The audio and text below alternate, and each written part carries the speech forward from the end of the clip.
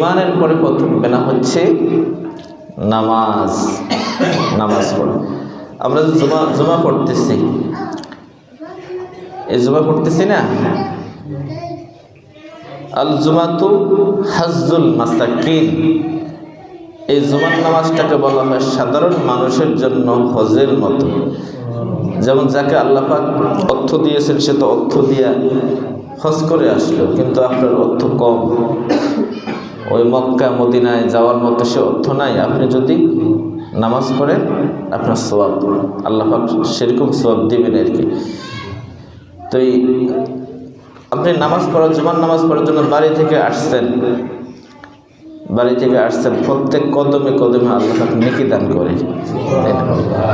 আল্লাহ পাক আমাদের নেকি দান করে, গুনাহ মাফের পথ মানে অনেক পথ দেয়। আমরা উযু যেন করি, আমরা উযু করি দেখি যে আমাদের এই আঙ্গুলের শেষ মাথা দিয়ে পানিগুলি ঝরে কেন, আর হাদিসের ভাষায় আমাদের গুনাহগুলি ঝরে যায়। আমরা যখন মুখমণ্ডল দুই দেখা যায় আমাদের থুতনির নিচে দিয়ে পানি ঝরে। হাদিসে আছে যে বান্দার এই নিচে থুতনির নিচে দিয়ে কি হয়, পানির সাথে গুনাহগুলি ঝরে যায়। আবার যখন আমরা পাও দুই তখন গুনাহ ঝরে।